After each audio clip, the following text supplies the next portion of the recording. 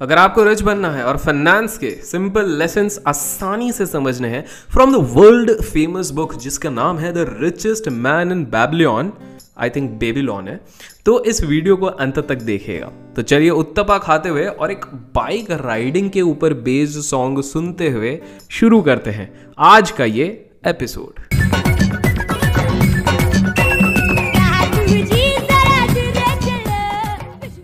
आगे जाने से पहले अगर आप चाहते हो कि इसी तरह हम और भी बहुत सारी बुक्स जो फाइनेंस के ऊपर है, सेल्फ हेल्प के ऊपर है, उनको अपने चैनल पे कवर करें तो कमेंट में अपने फेवरेट बुक का नाम ज़रूर लिखिएगा। जितने ज़्यादा कमेंट्स या सबसे ज़्यादा जो डिमांडेड बुक रहेगी उसको जल्द से जल्द हम अपने चैनल पे कवर करेंगे। वैसे अगर आपको पता ना हो और आप नए हो अपने चैनल पे तो बता दें, हमने ऑलरेडी कुछ किताबें यहाँ पर कवर की हुई हैं। For example rich dad poor dad हो गया, इंटेलिजेंट इन्वेस्टर हो गया, द साइकोलॉजी ऑफ मनी जो बहुत ही फेमस किताब है, द मार्केट विजार्ड, इस तरह की किताबें ऑलरेडी हम कवर कर चुके अपने चैनल पे। अभी तक अगर आपने नहीं देखा है तो पर्सनल फाइनेंस वाली प्लेलिस्ट को जाके आप डेफिनेटली चेकआउट कर सकते हैं। तो चलिए अब हम एक एक करके इस फेमस बुक से जो हम चीज़ें सीख सकते हैं, the richest man in Babylon के प्रिंसिपल्स को हम यहाँ पे समझने की कोशिश करेंगे। इस बुक में ना 7 मनी के एस्पेक्ट, 7 मनी एस्पेक्ट्स पे ध्यान दिया गया है और जिन्हें हम अब एक एक करके डिकोड करने का प्रयास करेंगे। और हम स्टॉक मार्केट का एंगल भी देखेंगे, फाइनेंस के पर्सपेक्टिव से भी देखेंगे, बिकॉज एट द एंड हम स्टॉक मार्केट ट्रेडर्स और इन्वेस्टर्स हैं। सो जो पहली चीज़ है वो ये कहती है इस किताब में, वो है टू कंट्रोल योर एक्सपेंडिचर, और उतना ही स्पेंड करो जितना आपके लिए ज़रूरी है, नॉट मोर देन दैट। एक लिमिट से ज़्यादा आप मत करो।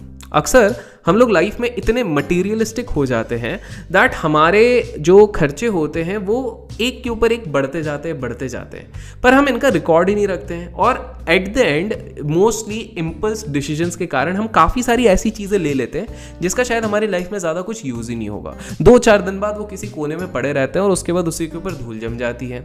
उसके बाद जब दिवाली की सफाई होती है तब अचानक से हमको पता लगता है यार अपने पास तो वो वाला सामान भी है, अपने पास वो वाली चीज़ भी है और इसको हमने यूज़ नहीं किया, ओ ये भी हमने लिया था।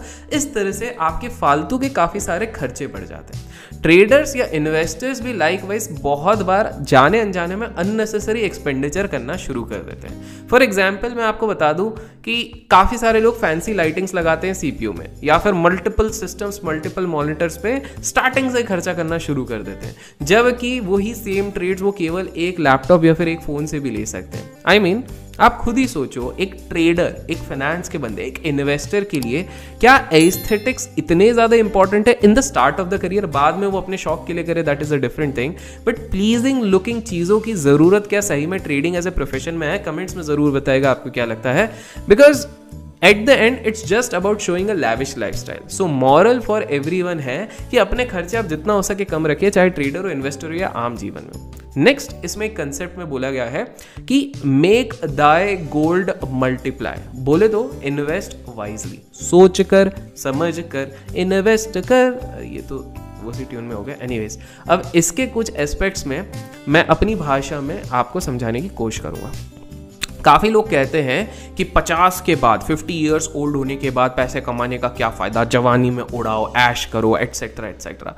तो मैं आप लोगों को एक फन फैक्ट बता देता हूँ। यूएस में 50s की एज के बाद 76% लोग फाइनेंशियली स्ट्रगल करते हैं। जी हाँ, मैक्सिमम एवरेज की बात कर रहा हूँ। और भारत में भी कुछ ज़्यादा अलग नहीं है। आप एक एज के बाद डिपेंडेंट हो जाते हो पूरी तरीके से अपने बच्चों के ऊपर। फिर आप बच्चों के ऊपर रिस्पॉन्सिबिलिटी कर लेते हो कि बेटा तेरे को पाल पोस के बड़ा किया, अब तू हमारा ख्याल रखेगा या रखेगी। एंड इसमें अगेन कुछ नेगेटिव नहीं है, रियलिस्टिक बोल रहा हूँ कि आज के टाइम पे ना कलयुग है, and this is very common.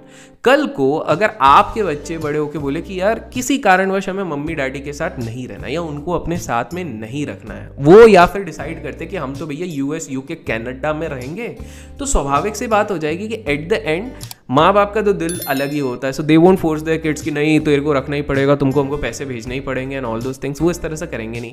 तो मान लीजिए इस तरह का केस अगर हो जाता है एंड उस समय पे ऑलरेडी आपका जॉब का टाइम भी धीरे धीरे चले गया होगा, एग्जॉस्ट हो चुका होगा, बिजनेस भी शायद आपकी उतनी कैपेसिटी नहीं होगी, तो उस समय पे क्या करोगे? और एक और चीज होती है साइलेंट किलर, जिसको हम कहते हैं इन्फ्लेशन। और साथ में एक और चीज आपकी बढ़ती जाएगी, वो होती है लाइफस्टाइल एक्सपेंडिचर।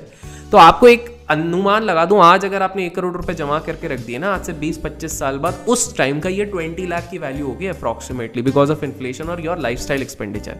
क्योंकि जब आपकी एज ज़्यादा होगी तो आपके खर्चे भी ज़्यादा बढ़ेंगे, आपके मेडिकल एक्सपेंसेस भी बढ़ेंगे। और कॉमन है, बुढ़ापे में आप किसी के मर्जी पे तो नहीं जीना चाहोगे ना कि यार भाई पैसे दे दो पैसे दे दो।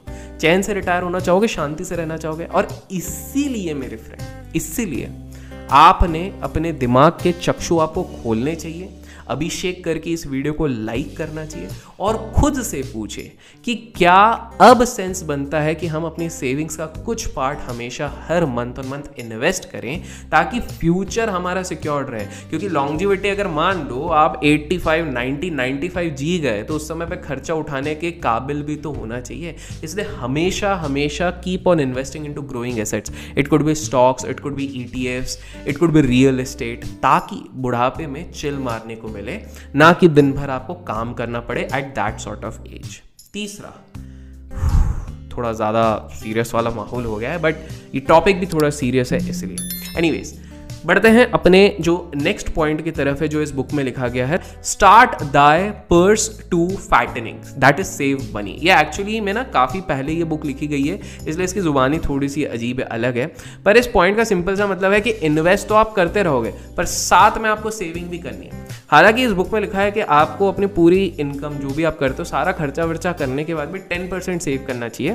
पर आज के टाइम के बेसिस पे, क्योंकि किताब बहुत पहले लिखी गई, मुझे लगता है आपको 25% एटलीस्ट आपकी सेविंग पे रखनी चाहिए ऑफ द एंटायर इनकम। अब मैं आपको बता दूं कि मैं खुद कुछ अमाउंट लिक्विड और सेविंग्स में रखता हूँ, हमेशा रखता हूँ। और उसके ना 2 मेन रीजन है। पहला तो जैसे मैंने बताया ताकि कहीं अचानक से कोई इमरजेंसी आ जाए मैं कर सकूँ, और दूसरा स्टॉक मार्केट में अचानक से अपॉर्चुनिटी आ गई, बार्गेन आ गई, तो मेरे पास खरीदने के लिए पैसा भी तो अलग से होना चाहिए। पता चला सारा इन्वेस्टेड है, मेरे पास कोई सेविंग्स ही नहीं बची है। So that is also one of the reasons why I always keep some savings apart. और इसी से मुझे याद आया कि जिस तरह से इंटरनेट ने आके ना काफ़ी सारी शानदार चीज़ें दे दी हैं, काफ़ी ज़्यादा डेवलपमेंट कर दिया है, specifically in various spaces like banking also, तो काफ़ी सॉलिड चेंजेस आ चुके हैं specifically in online banking.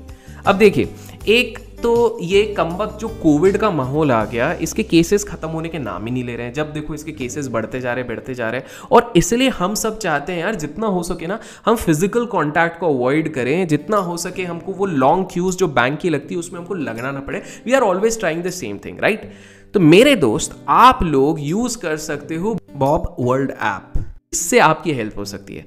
Bank of Baroda ने लॉन्च किया है अपना official app Bob world app, जो आपके इन सभी इश्यूज को रिजॉल्व कर सकता है। बेस्ट पार्ट इसका ये है कि आपको ये पूरी तरीके से डिजिटल एनवायरनमेंट प्रोवाइड करता है। ये पूरी तरीके से डिजिटल है। यहां पर आपको मोर देन 200 सर्विसेज मिलेंगी, और आपकी जितनी भी बैंकिंग नीड्स है, चाहे सेविंग हो, चाहे इन्वेस्टिंग हो, बोरोइंग हो, या इवन शॉपिंग हो, ये सारी ये फुलफिल कर देगी। क्योंकि अकाउंट ओपनिंग भी डिजिटल है यूजिंग वीडियो KYC, तो आप आराम से घर बैठे भी अपना अकाउंट ओपन कर सकते हो इन दिस। इतना ही नहीं, आपको मिलेगा एक इंस्टेंट वर्चुअल डेबिट कार्ड। जी हाँ, इसके साथ साथ आपको मिलेंगे मल्टीपल अदर ऑफर्स ऑल्सो, जैसे कि आपको फूड पे ऑफर मिल जाएगा, ई-कॉमर्स पे मिलेगा, शॉपिंग पे मिलेगा, OTT ऑफर्स मिलेंगे, और इसी तरह के बहुत ज्यादा ऑफर्स भी यहां पर आपको आराम से अवेलेबल हो जाएंगे। सो इस खुशियों के त्योहार पे स्टार्ट कीजिए अपनी financial journey with BOB world app, जिसका लिंक मैं डिस्क्रिप्शन में डाल दूंगा। Do check out. इसी के साथ बढ़ते हैं हम रिचेस्ट मैन इन बेबीलोन के एक और बहुत बहुत बहुत बहुत इंपॉर्टेंट एस्पेक्ट की तरफ, जो कहती है गार्ड दाय ट्रेजर्स फ्रॉम लॉस। बड़ा अजीब अजीब चीजें हैं, बट एनीवेज, इसका मतलब है avoid investments that sound too good to be true. And my friend, ये सबसे ज्यादा इंपॉर्टेंट पॉइंट है इस चीज का, स्पेसिफिकली जब आप स्टॉक मार्केट में स्टेप इन करने वाले हो।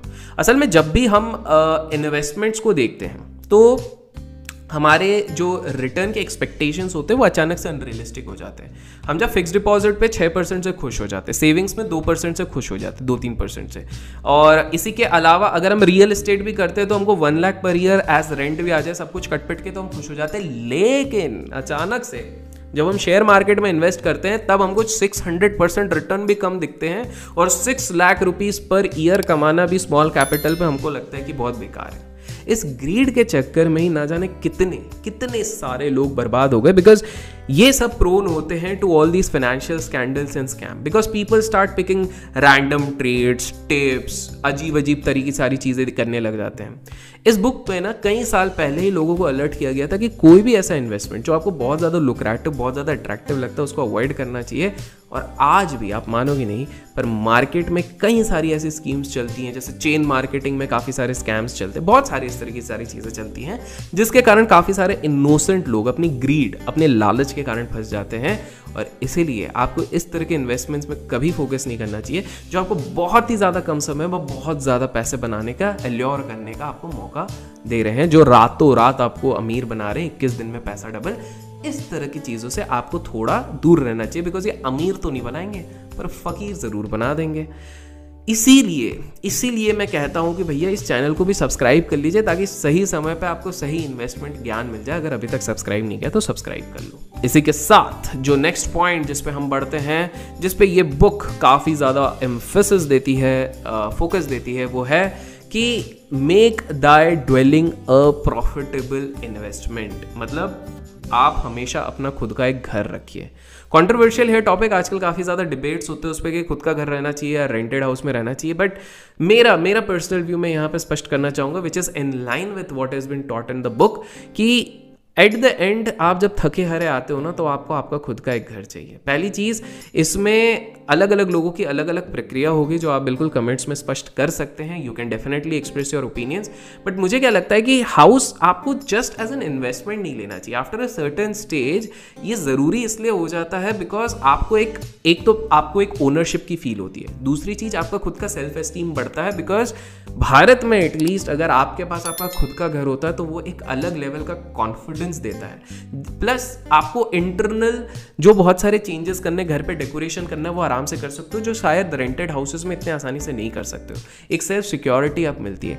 प्लस कल को किसी आपातकालीन घटना में आपको घर बेचना भी पड़े तो एटलीस्ट आपने जो पैसा लगाया वो मोस्टली रिकवर हो जाता है मोस्ट केसेस में, which is not in the case of rented house because rent वाले केस में तो आप जो रेंट दे रहे हो वो जिंदगी भर आपने रेंट दिया, वो वापस नहीं आने वाला है, वो घर आप बेच नहीं सकते because that doesn't belong to you. So मेरे हिसाब से तो हाउस रखना is okay, is a decent investment, but investment से ज़्यादा एक नेसेसिटी है, एक इमोशनल अटैचमेंट रहता है। आप लोगों का इस पर क्या कहना है कमेंट्स में ज़रूर बताइएगा। नेक्स्ट पॉइंट जिस पे ये किताब फोकस करती है वो होती है that ensure a future income, protect your self with a life insurance. Again इसकी पेनिट्रेशन ऑलरेडी काफ़ी ज़्यादा कम होती है हमारे मार्केट में, जिसके कारण काफ़ी सारे लोग इसके बारे में बात नहीं करना चाहते। पर जैसे मैंने लास्ट टाइम मेरे कमेंट सेक्शन में भी पढ़ा था, इसका रीज़न ये है बिकॉज काफ़ी सारे जो एजेंट्स होते हैं इंश्योरेंस वाले, वो लोग थोड़े फेक प्रोमिसेस कर देते हैं एंड जिसके कारण, और प्लस काफ़ी लोगों में अवेयरनेस नहीं होता जिसके कारण काफ़ी सारे लोग इंश्योरेंस में नहीं जाते, मिस सेलिंग होती है। बट माय डियर फ्रेंड, आज के टाइम पे insurance is actually very important.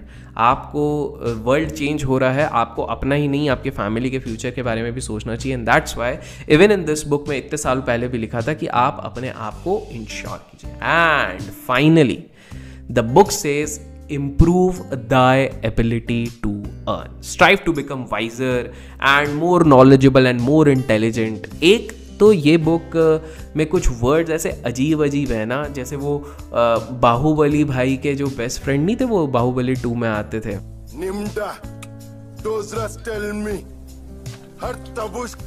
तो इन्हीं के जैसे वो अपने पॉइंट रखते हैं ये बुक में भी, लेकिन इनका कोर मीनिंग समझ में आ जाता है। ये कहते हैं कि यार फोकस करो हमेशा कि आप ईयर ऑन ईयर अपने नॉलेज पे वर्क करो, सेल्फ इंप्रूवमेंट पे वर्क करो, किताबें पढ़ो, अच्छे वीडियोस देखो, अपने ग्रोथ पे ध्यान दो बिकॉज जितना ज़्यादा आप ग्रोथ माइंडसेट बनाओगे उतना ही ज़्यादा आप फ्यूचर में इनकम बनाओगे। सो दोस्तों, आशा करता हूँ आज के इस वीडियो से ना आपने कुछ नई चीज़ें सीखी हैं। अगर आपको और कोई बुक भी चाहिए कि जो मैं इधर कवर करूँ तो आप बिल्कुल बताइए बिकॉज जैसे बेंजामिन सर ने कहा था, an investment in knowledge page the highest dividend. तो वो बिल्कुल है, आप जितना ज़्यादा लर्न करोगे, जितनी नई चीज़ें सीखोगे, उतना ज़्यादा आपकी अर्निंग की कैपेसिटी इन फ्यूचर भी बढ़ेगी। और अगर आपको ये प्रयास पसंद आता है तो इस वीडियो को लाइक ज़रूर कीजिएगा। Till then keep learning, keep growing, keep investing, keep trading.